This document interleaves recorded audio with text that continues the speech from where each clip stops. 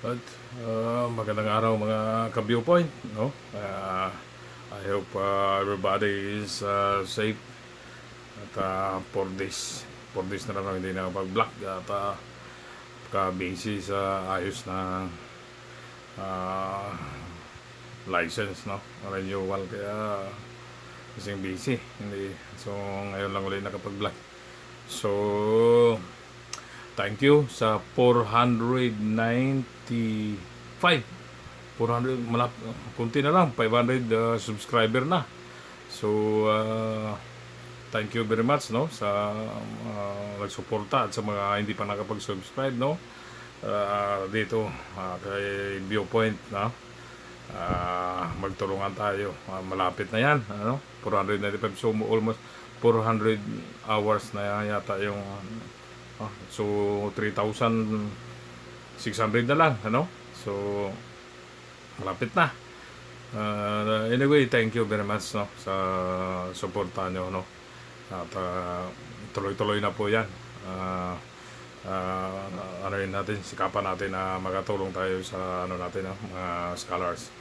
So, ano, pag-usapan natin ngayon, nako, napaka mainit na balita, no, pasabog ni Cathy Binag, Miss Cathy.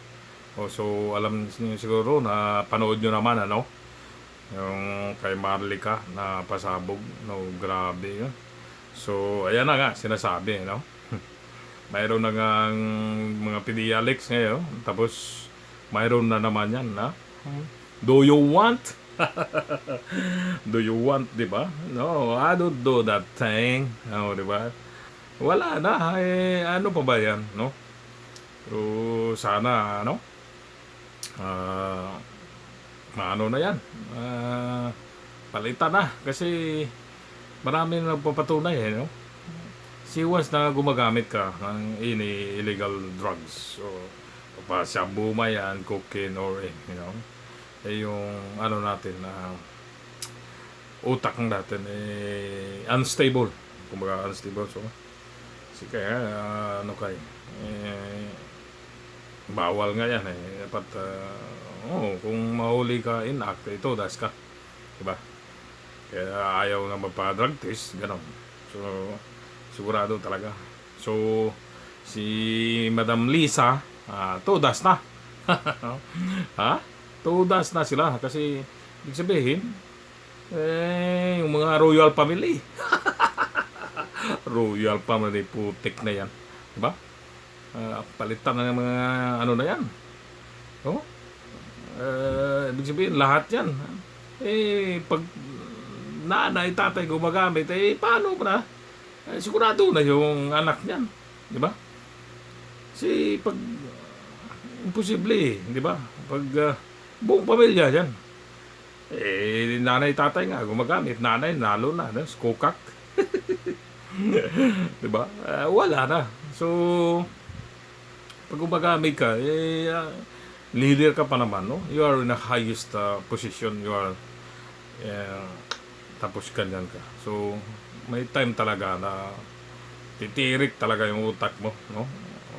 Yung decision making mo, kung nasa, napaka, ano ka, wala na, unstable ka. So, yan ang cause niyan. So, hindi maganda, no? As a leader, o sa kanya, mag-resign na lang, no?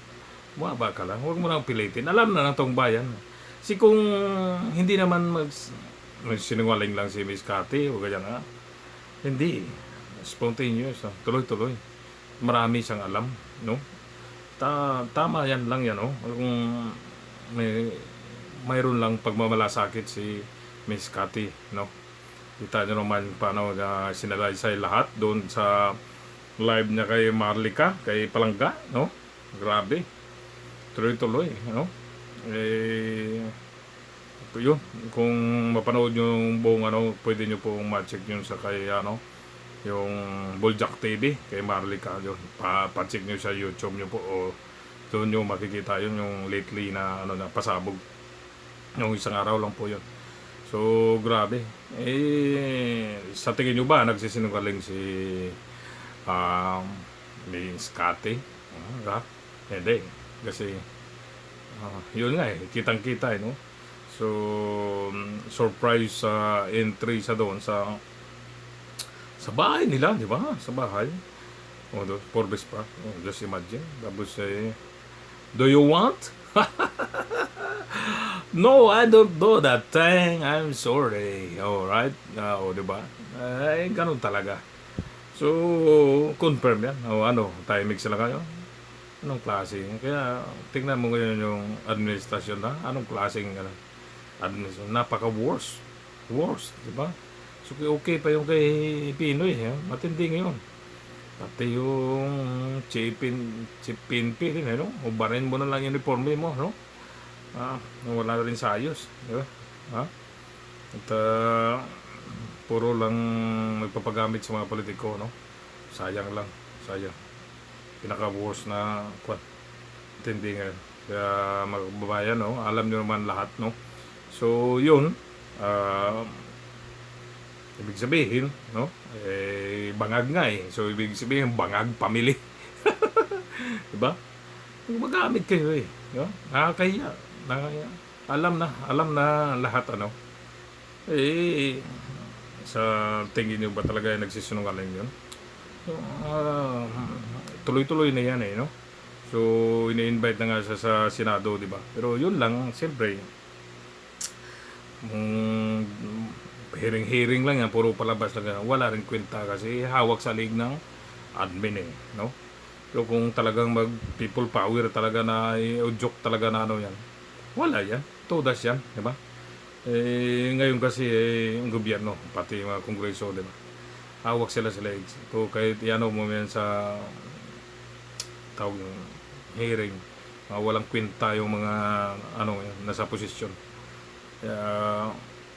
No?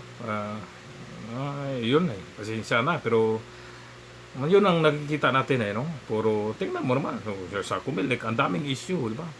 Binabayaran, ang daming pera, saan yan?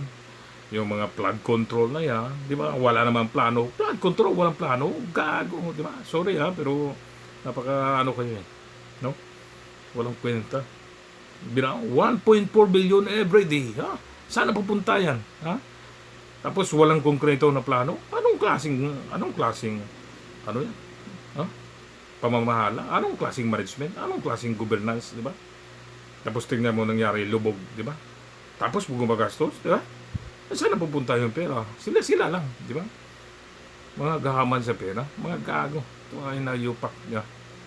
Sorry, pero ano na natin reaction to. So, matindi yung corruption sa kay Bangag ngayon. Matindi, no?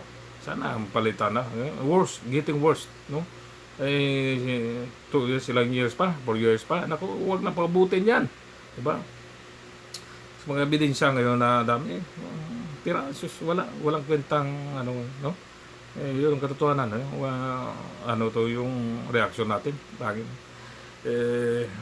nakikita natin na napaka-negatibo lahat, walang progress, no? Wala kang makita man, no? So alam ko may magdi-dislight na naman diyan, di ba? Pero wala eh, no? Ako wala naman ako ano, pero kumbaga sabi ko nga no, simula neutral ako, pero kung saan yung tama, doon ang reaksyon natin, doon tayo.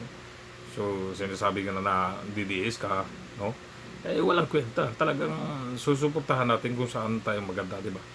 So I hope yung mga kababayan, no, magising tayo sa katotohanan. Gising na nga, di ba? Pero tingnan mo, wala eh. Ano, magkano na ba yung bigas? Ganun pa rin, no? Ganun pa rin, napakatas. Bilihin, gasolina, lahat, no? Toll gate, no? Ano na lahat, no? Napihirap na. So, grabe na dito sa Pilipinas. So, I hope yung mga pasabog ni Miss Cathy, no? Yun na nga, kalat na ngayon. Ang dami na. Isa pa, yung sa Davao, no? Gumagawa rin, inaano lang nila eh. It's all politics, no? Politics kasi tinitira nila doon sa Davao. Ginugulo din nila. Senaryo nila yan para pampagulo din kasi consistent ngayon yung maisog, di ba? So na ano talaga nila. Pero lalampasuhin nila kasi malapit na ano eh. Puro kasi may mga pangarap ng kandidato. Wala na yan. I-zero na natin yan mga kababayan ha. Eh, yung mga umagad na gano'n, wala pala. Wala pa, sarili lang yan, no? Alam na natin kung sino na talagang deserving na public servant, no? Kitang-kita naman natin. So, ang daming mga gustong puro lang putak ng putak, no? Walang kwenta. Ha? Ganun lang. Ganun lang sila sa budget, no? Hopefully, ito ang monetize ito, no? Straight tayo sa goal, no?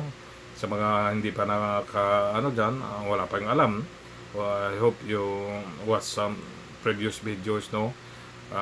Itong The Captain's Viewpoint Scholarship Foundation, malaking tulong ito sa kabataan, no? So, unti-unti na, malapit na po, no? If you watch, don't skip the ads para ayan kasi mag-cost ng generate ng funds natin. So, malapit na, no? Konting ano lang, at least tuloy-tuloy. Medyo busy lang ako last 4 days. Ngayon lang ang nakabalik, no? So, sorry. Pero, may priority lang.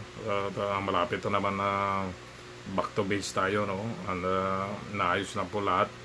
So, sa mga mayroon nga nagko-comments na previous natin na vlog, no? Katang-isip lang daw, no? Baka siya nagkakatang-isip, no? Before I react in this video, no, sa mga ano, nagre-research din po ako kung saan ng mga talagang tawag ng official news, no? Hindi basta-basta na nanagano siya. Just only itong kan is just my reaction patungkol po ito sa mga trending updates na news, no? At least ay purpose ko lang naman ito is makapag-ano na tayo funds para sa foundation natin. So yun, I will keep vlogging basta may oras lang. So sa mga sumusuporta, thank you very much at alam ko matutulungan din kayo, okay? Ano natin yan, of course once na monetize, papakita ko po sa inyo lahat, okay? Transparency and accountability tayo. So doon tayo, no? Set as an example, help our beloved children, no? Na mga gustong mag-aral at malapit na ng pasukan. So puli mag-initiate na tayo, no? Makapag-initiate na tayo ng scholarship natin pag mayroon na. So don't forget to subscribe para support this channel and just keep watching, no? Yun nga, no? Wala na, ano? Sa totoo lang, napaka na yung governance natin yun, downgraded na yung Pilipinas sa in my own naman mo yun, point of view,